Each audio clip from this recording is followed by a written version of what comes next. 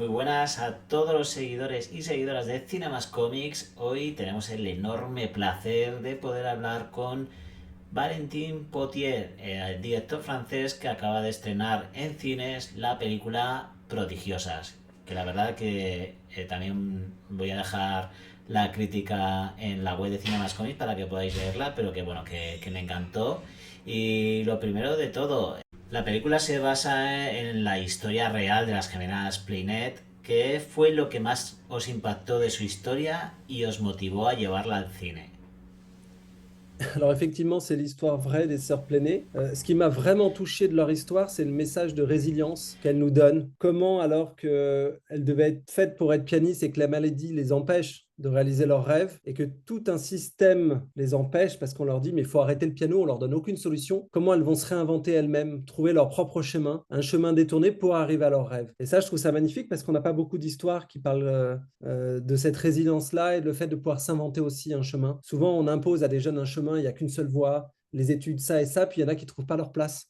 Et ben elles ont su la créer. Et je trouve que c'est ça qui m'a donné envie, enfin qui nous a donné avec mon père et moi envie de faire le film. C'est parce que ça ouvre des voies en fait, ça ouvre des portes. Et ça, je trouvais ça magnifique. En un mundo donde la superación personal es un tema recurrente, ¿cómo lograsteis que Prodigiosas destacara con una voz propia? Ah, c'était de la magie. C'est un secret. Non, c'est vrai que ce monde, c'est que performance. Ça veut dire que je vois là, mes enfants en permanence, on leur demande d'avoir des bonnes notes pour pouvoir être dans une meilleure école, on leur demande ça, ça et ça. Et pourquoi prodigieuse est si personnelle? Parce que justement, en fait, c'est un peu ce que j'ai répondu avant, c'est qu'elles vont arrêter cette idée d'il faut être meilleur, meilleur, meilleur. Elles ont un prof qui leur crie dessus, il faut aller plus vite, plus de rythme, plus ça. Elles ne peuvent plus. Donc, elles vont se réinventer. Et elles vont comprendre que la musique, c'est pas que de la performance, c'est même, surtout, c'est finalement, il y a un côté aussi, c'est de l'émotion. Et tu peux faire de l'émotion en appuyant sur une note et quelques silences et quelques autres notes, sans en faire mille. De temps en temps, tu as autant d'émotions et c'est ça qui compte, c'est de la musique, c'est pas une performance, c'est pas un sprint, c'est autre chose encore. Donc voilà, c'est ça qui rend, je pense, le film singulier, c'est qu'il parle de ça, il parle d'au-delà de la performance, il parle d'émotion et de musicalité. Voilà, donc c'est l'inverse d'un film comme Whiplash que j'adore, hein, mais qui parle de performance, est-ce qu'il faut se casser les mains, est-ce qu'il faut se casser pour être le meilleur et qui t'a brisé des élèves. Là, ça raconte autre chose, c'est un autre message que je trouvais assez moderne et en plus d'une histoire vraie, donc il fallait absolument le porter aux gens parce que ça donne de l'espoir. ¿Cómo fue el proceso de documentarse sobre la vida de Audrey y Diane Plinet y si tuvisteis contacto directo con ellas o con su entorno? Alors oui, on a été en contact avec Audrey pendant l'écriture du film. D'abord, on a fait un premier rendez-vous, on a parlé avec elle pendant 2 heures. Elle nous a raconté toute leur vie, voilà, avec des vrais moments qui étaient des scènes du film qu'on retrouve dans le film. Et surtout, elles nous ont délivré leur message avec énormément d'émotion, hein. Elles ont pleuré pendant qu'elles nous parlaient. On était très émus, les larmes aux yeux, parce que c'était fort ce qu'elles racontaient. Et, et à ce moment-là, on s'est dit qu'il fallait porter cette histoire donc de résilience. Et à ce moment-là, pendant l'écriture, on était complètement libre d'écrire de notre côté. Donc, elles ne lisaient pas ce qu'on écrivait, mais on les appelait, on leur posait des questions. Et elles, en complément, elles nous ont envoyé pratiquement 1000 pages de leur vie. Et elles écrivaient donc sur leur clavier d'ordinateur où elles tapaient avec des stylos retournés, avec la gomme des stylos, tout doucement pour ne pas se faire mal aux mains.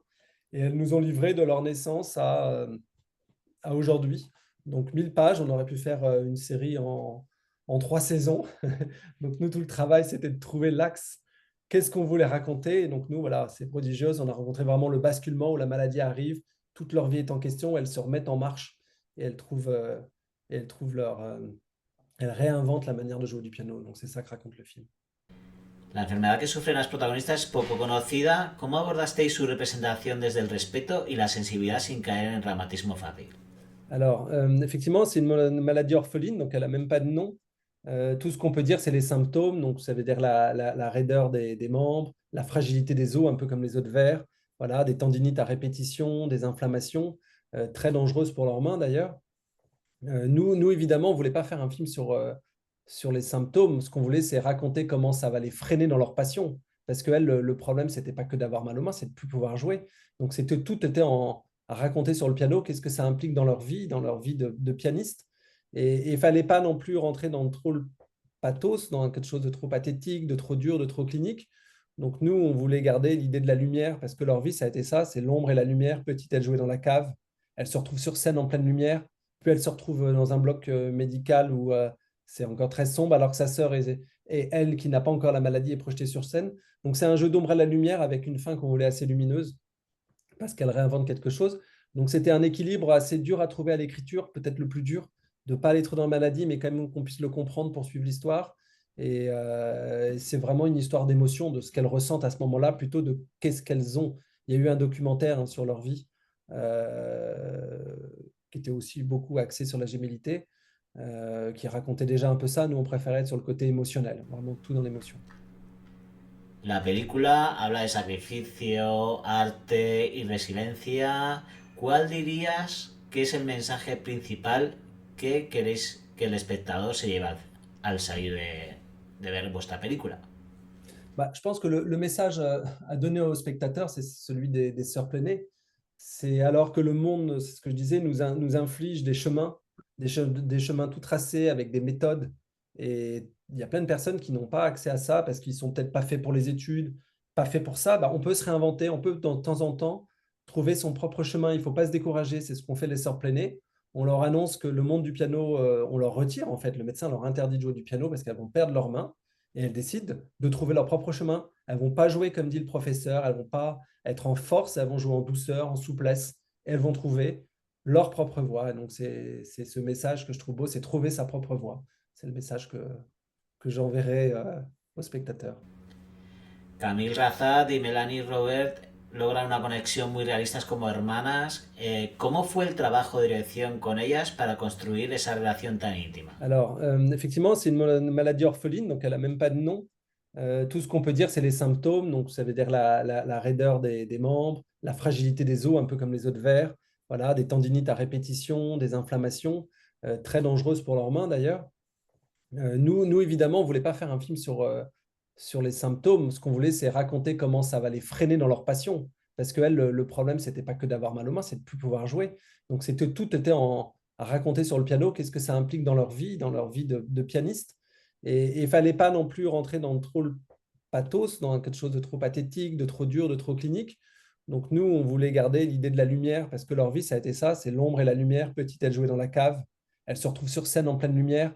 Puis elle se retrouve dans un bloc médical où c'est encore très sombre, alors que sa sœur et elle, qui n'a pas encore la maladie, est projetée sur scène. Donc c'est un jeu d'ombre à la lumière avec une fin qu'on voulait assez lumineuse, parce qu'elle réinvente quelque chose. Donc c'était un équilibre assez dur à trouver à l'écriture, peut-être le plus dur, de ne pas aller trop dans la maladie, mais quand même qu'on puisse le comprendre pour suivre l'histoire.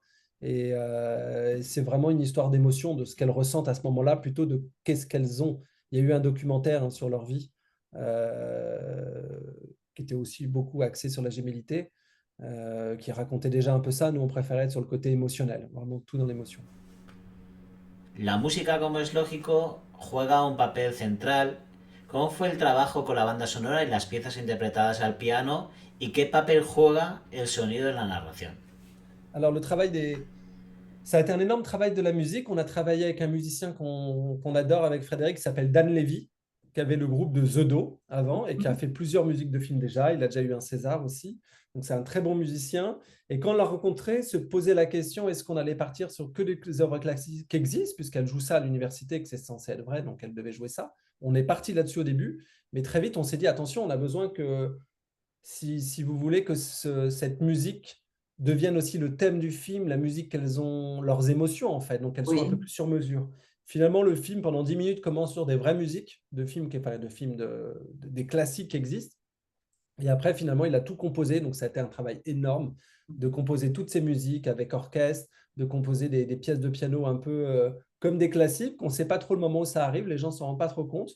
Mais ça donne aussi une identité forte au film, c'est qu'il y a des thèmes assez récurrents qui se développent quand elles jouent sur scène, mais qui se développent dans leur tête, quand elles sont seules dans le train, voilà, qui trottent dans leur tête et qui deviennent du score plus moderne. Dan, il a une vision très, très, très belle de la musique et aussi très forte, c'est qu'il sait avec quelques sons installer une ambiance, installer un climat, une tension, installer un sentiment amoureux. Et donc, cette musique se développe et devient leur, un peu, j'ai envie de dire, leur intimité.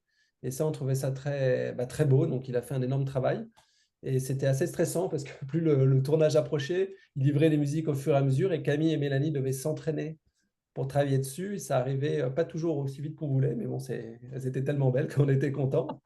Mais c'était un gros travail pour lui, pour nous, pour toute l'équipe et du stress aussi. Mais ça s'est très bien passé.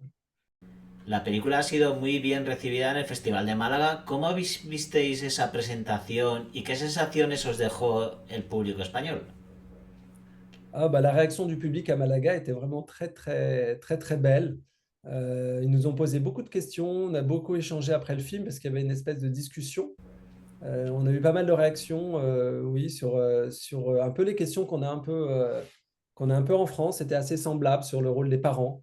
Est-ce qu'on pense que les parents doivent s'impliquer? Enfin, tout ce côté familial dans le film qui ressort beaucoup sur est-ce qu'on doit pousser ou pas pousser nos parents, ça a beaucoup intrigué. La ressemblance de Camille et Mélanie, ça a aussi beaucoup intrigué. Est-ce qu'elles sont vraiment jumelles? Et en fait, non. Et aussi beaucoup comment on a réussi à arriver à montrer Camille et Mélanie si prodigieuses dans le film. Tout le monde pensait qu'elles jouaient du piano souvent. Et je dis, mais non, c'est un mélange. Il y a un peu de trucage, mais il y a un travail d'actrice énorme. C'est qu'elles ont appris à balader leurs mains sur le clavier, voilà, à gauche, à droite, dans le rythme, comme une vraie pianiste. Et on jouait en air piano, donc ce que je disais, sans le son. Mais nous, enfin, en enlevant le son du piano et en remettant la musique comme sur une playlist dans les enceintes. Et c'était vraiment très réaliste. Voilà, tout ce travail-là, ça a été beaucoup d'échanges là-dessus. ¿Qué ha sido lo más difícil de rodar en esta película desde el punto de vista emocional? ¿Hubo alguna escena especialmente complicada de dirigir? Euh, Bah, la plus émotionnelle pour moi, mais alors c'est plutôt pour nous plutôt que pour les actrices. Pour moi, le moment le plus émotionnel du film, mais c'était pas difficile à tourner finalement parce qu'on était spectateurs avec Frédéric Dessat. C'est que en fait, il y a une scène où Camille et Mélanie se retrouvent seules. Elles ont abandonné le piano. Elles sont toutes les deux sur scène avec leurs mains abîmées et elles ont complètement abandonné, mais elles se retrouvent, on comprendra en voyant le film, sur scène de face à un piano. La salle est complètement vide, d'un grand opéra. Elles ne peuvent pas s'empêcher de s'asseoir sur le piano et de poser quelques notes qui résonnent avec leurs mains toutes fragiles, mais quelques notes seulement, comme une phrase auquel elles se répondent et elles se regardent et elles comprennent qu'elles ne pourront jamais abandonner la musique, il faut qu'elles recommencent. Et ça, c'était assez émouvant parce que c'est la scène qu'elles nous avaient racontée, les sœurs Pléné, quand on les a rencontrées. Et c'est vrai que c'était beau parce que c'était vrai et on s'est dit on voulait la retranscrire en fait. Et quand on a vu Camille et Mélanie s'installer comme ça, on était en plan large dans la salle derrière la caméra, on disait plus rien. Bah, c'était émouvant parce qu'on s'est dit ça y est, ce qu'elle nous avait raconté quasiment au tout début quand on les a rencontrés était enfin là. Donc place, place à l'émotion. Voilà. El personaje del padre tiene un peso muy simbólico. ¿Qué queríais transmitir con su figura, teniendo en cuenta que también sois padre e hijo trabajando juntos? Alors, mon père a des défauts. Il n'est pas aussi dur que le personnage dans le film, parce que c'est vrai que dans le film, il peut être terrible, le père, parce qu'il pense qu'à lui, il est égoïste. Il veut vraiment briller à travers ses filles. On sent qu'il n'a pas pu lui briller comme il voulait, même s'il a été champion d'apnée. Et ça, c'est vrai. Hein, donc, c'est l'histoire vraie des sœurs jumelles, mais du père aussi des sœurs jumelles, parce qu'on a respecté ça. Et donc, il était très dur. Moi, c'était important d'aborder ce thème parce qu'en tant que parent, on se pose souvent la question, est-ce qu'il faut pousser autant les enfants parce qu'on a peur qu'ils n'y arrivent pas, voilà, ou on les pousse finalement pour eux-mêmes parce qu'on a peur que nous, on ne réussisse pas à travers eux. Donc, c'est une vraie question qui était intéressante et qui est encore plus forte dans le film, dans le sens où ils ont tellement tout mis en place, tout sacrifié pour ça, il a même arrêté de travailler. Donc, ils ont tout mis en place pour qu'elles soient les meilleures. Et quand la maladie arrive, c'est une malédiction pour les filles, mais pour le père aussi, parce qu'en fait, il n'a pas envie de cet échec. Donc, il se détourne de ses filles. Et ça, c'est quelque chose d'assez fort. Et voilà, on souhaitait le traiter dans le film. Et puis, le fait de tourner avec mon père, moi, c'était quand même pas mal d'émotions parce que, à l'image des Sœurs Plénées, c'était un rêve de faire un film ensemble. Voilà, depuis que je suis tout petit, lui était réalisateur de publicité. Il n'avait jamais fait de long métrage, moi non plus. J'avais fait une école de cinéma, du montage, des courts-métrages. Donc, l'idée de faire un film ensemble, c'était devenu un rêve. Et comme les Sœurs Plénées de jouer ensemble sur scène, c'est un parallèle qu'on a eu aussi dans le film. Ouais. Y por último, si pudieras resumir en una sola palabra lo que significa para vosotros esta película, ¿cuál sería? Moi, je dirais, je sais pas si ça se dit, réinvention. Bueno, pues espero que os haya gustado la entrevista y recuerda, suscríbete a nuestro canal, dale like y nos esperamos en el siguiente vídeo. Hasta luego. Cinemas Comics apreciamos vuestra compañía. Dale like, suscribíos y dejad vuestra opinión. Nos vemos en los comentarios, es hora de continuar la acción.